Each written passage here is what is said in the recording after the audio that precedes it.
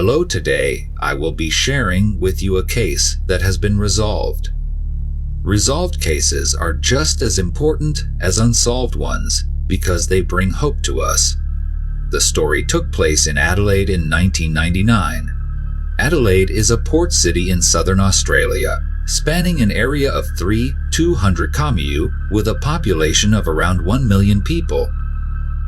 Adelaide has a developed economy and is the 5th largest city in Australia, attracting many people to work and live there. Today's story involves two main cases, both of which occurred in Adelaide. So, what happened on that day? Are the two cases related? Next, let's travel back in time to April 1999. In early April 1999, Adelaide police received a call reporting that Maya Chakik, a 30-year-old woman, had gone missing.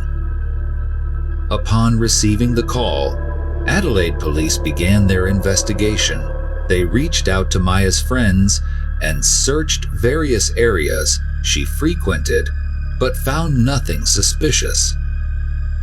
On April 17, 1999, a police officer, while walking to the parking lot, noticed a small piece of paper placed under the windshield wiper of a car. He picked up the paper and read its contents, finding it extremely surprising. The note read, "A girl has died in the bushes near the main road at Benham Police Station. This is not a joke. You better get there." After reading the note, the officer immediately reported the situation to his superiors. However, his superiors were not taken aback by the news because they had received two anonymous phone calls about the incident on the night of April 12, about 5 days prior. At that time, after receiving the mysterious calls, the police had searched the related area but found nothing. Therefore, they thought the calls might have been a prank. 5 days later, when they received the note with similar content, the police still assumed it was just someone with too much time on their hands playing a prank. Nonetheless, given their duty, they had to recheck the issue. Therefore, they dispatched a new officer to the area to investigate. The location mentioned in the note was actually next to an abandoned police station, not an active one. Being new, the officer meticulously searched every nook and cranny in the surrounding bushes. Indeed, he found the body of a girl buried under a layer of leaves and branches. He immediately reported back to his superiors. After a forensic examination, it was determined that the victim had been strangled to death with clothes. The time of death was identified as April 12, 5 days earlier. Upon determining her identity, the police realized the victim was the 30-year-old girl who had been missing for several days, Maya. It was known that she was a Croatian immigrant living in Adelaide. According to the forensic doctor, Maya was murdered on April 12. The police received the mysterious note and found the body on April 17. Notably, on the evening of April 12, the police also received two anonymous phone calls spaced apart by some time. Voice analysis suggested that the two calls were made by the same person. After receiving the calls, the police had also sent people to search, but found nothing. It turned out that there were two abandoned police stations on Benham Road, and they had searched the wrong location.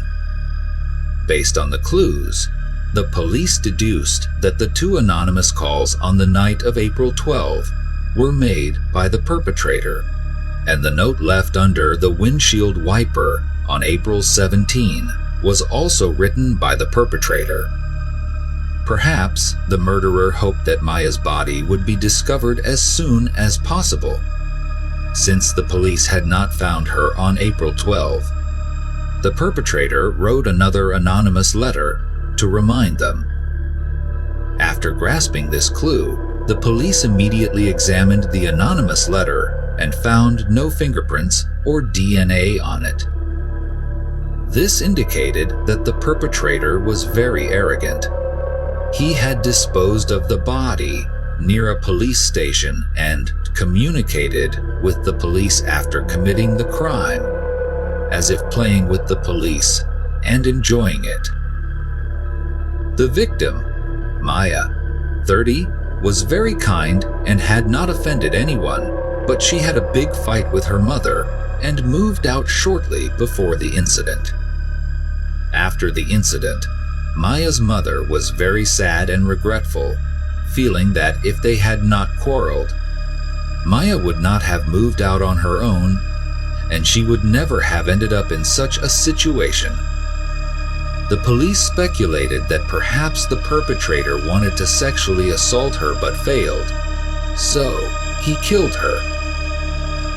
It appeared to be a random crime, making the case even harder to solve if true. As time went on, the police investigated extensively but could not find any witnesses. All leads were cold, and they couldn't even identify a suspect. Coincidentally, during the time Maya was murdered, the Adelaide 500 supercar race was being held locally. Fans from all over the world flocked to watch the race, and the police speculated that the perpetrator could be among the spectators. However, the large number of attendees and their departure to their home countries after the race made the case more challenging to solve.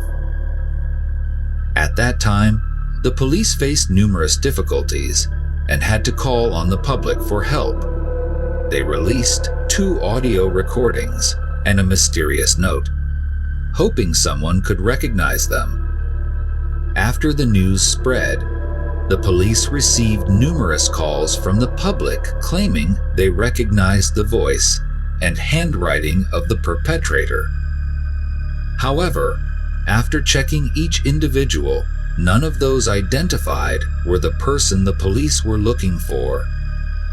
As a result, the case reached an impasse. By 2001, 2 years later, the case remained unsolved. While grappling with this case, Adelaide police were faced with another challenging case. On August 9, 2001, a Thursday, Adelaide police received a call reporting the disappearance of an 18-year-old Japanese student named Megumi Suzuki. She had not attended class for several days.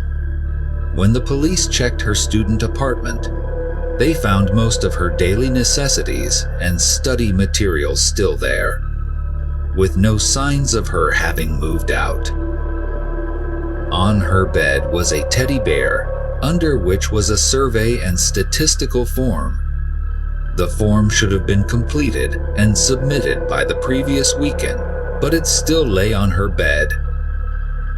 The police informed her parents in Japan. According to her parents, if their daughter had moved elsewhere, she would certainly have taken the teddy bear, as it was her cherished keepsake. However, the bear remained on the bed, causing her parents great anxiety, prompting them to immediately travel from Japan to Australia.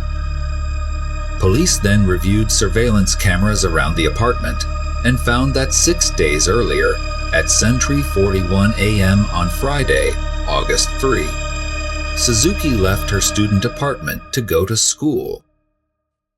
At 3:08 p.m. that afternoon, she left school and went to a shopping center, seemingly shopping alone.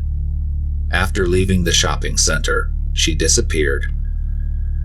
A road maintenance worker reported to the police that he found a backpack in the roadside grass. The police confirmed that the backpack belonged to the missing Japanese student. Inside the backpack were her student card, some textbooks, cosmetics, a bus ticket, and a credit card. Notably, two items she frequently used were missing: her mobile phone and CD player. According to information on the bus ticket, she had boarded a bus on the evening of August 13, but the bus's direction was the opposite of her apartment's location. After alighting, she visited a nearby gas station and purchased a SIM card. She used this SIM card to call her ex-boyfriend a couple of times that day, but no one answered. Her ex-boyfriend lived near the gas station. The police speculated that since she couldn't reach her ex-boyfriend, she might have returned to the nearby bus, stopped to go home, and then disappeared. Following this lead, the police approached Suzuki's ex-boyfriend. During the investigation, he was very cooperative, stating that although he and Suzuki had broken up, they remained good friends. He was a local, while Suzuki was a student from far away. Thus, when facing problems, she often sought him out for comfort because he made her feel safe. On the night of August 3, the day of the incident, he was not at home but attending a party with friends. With this alibi, the police ruled him out as a suspect. Meanwhile, after Suzuki's parents arrived in Australia, they searched tirelessly with the police, but to no avail. In the end, they made a public statement on television, hoping that someone could provide useful clues to help find their daughter as soon as possible. Many days passed, but the case showed no progress. Just as Adelaide police were troubled by the Japanese girl's case, they received new clues regarding Maya's case from 2 years prior. At that time, the police had posted recordings of the anonymous phone call on their website. Anyone could access the site to listen to the two recordings. In the early 2000s, the internet was becoming more prevalent in Adelaide, and more people began using it. This increased the chances of more people hearing the two anonymous call recordings. The police's decision to release the recordings proved effective. A tipster came forward, claiming to know for sure who made the call, and that person is his brother, named Erden Rode, 36 years old. Rode was born in 1965, originally from Adelaide. He is a professional taxi driver and has a criminal record. Since he was 13 years old, he has been pursuing beautiful girls and dreaming of doing it. One of Rhodes' pastimes was exposing his body to female students at a bus stop in North Adelaide. He even sexually assaulted the daughter of his second wife. The first official accusation was made in 1983, followed by 11 to 13 more sexual offenses and several other crimes including trespassing and arson. On August 16, 7 days after the Japanese student Suzuki went missing, a woman working late alone at a company on Kensington Road in Adelaide was attacked by a strange man who used a knife to threaten and sexually assault her. To protect her life, she did not resist. After the man left, she discreetly recorded his license plate number and reported it to the police. Using the license plate number, the police traced the man to be Rode, the same person reported by his younger brother, through an audio recording. With sufficient evidence, the police immediately dispatched officers to arrest Rode. Do you remember the note on the police car that I mentioned at the beginning of the video? Although it did not contain DNA or fingerprints, it still had handwriting. The police then compared the handwriting on the note with Rhodes and found significant similarities. Additionally, during Rhodes' detention, a fellow inmate provided the police with some startling information. The cellmate indicated that the CD player Rode was listening to did not belong to him, but to a Japanese girl. Furthermore, he constantly bragged about his past crimes. After receiving this tip, the police confiscated Rode's CD player. The CD player had a serial number, and the police then contacted Suzuki's parents in Japan to compare it. Fortunately, they found the purchase receipt at home. The serial number matched. The informant also revealed that the Japanese girl had been killed in an open field, and some of her clothes were burned near a gas station. On the night of August 3, there indeed was a small fire near the gas station. The firefighters found remnants of clothing in the burnt debris, but did not find anything else. The informant also stated that after killing her, Rode threw her into a dumpster near the field. The police then searched the dumpsters near the open field, but found nothing. It might have been transported to a landfill. The police had to deploy a large force to scour the landfill. Eventually, they found her. In October 2001, Rode was charged with the murder of 30-year-old Maya and 18-year-old Suzuki. Initially, he claimed not to know them, but faced with irrefutable evidence, he eventually confessed. Rode had been married twice, both of which ended in failure. He suffered from a condition called Klinefelter syndrome. This is a chromosomal disorder related to sex chromosomes. It caused an indelible shadow in his heart since childhood. He began to hate women and later turned into a psychopathic killer. Regarding Maya's case, he stated that on April 12, while driving his taxi on Penham Road, he saw a girl walking alone. He passed by her and asked, "Want a ride?" but she declined. He continued to follow and ask again, but was still declined. Since his desire was unfulfilled, when Maya turned her back to leave, he attacked her from behind. His initial intention was to rape her, but at the last minute, he decided he wanted something more shocking. He claimed he did it for the thrill. Afterward, he left her body in some bushes near the Penham police station and called the police. He wanted to see the horrified faces of the police when they found the body. As for the 18-year-old Japanese girl, Suzuki, he said that one evening while driving, he saw a girl standing alone, talking on her phone near a gas station.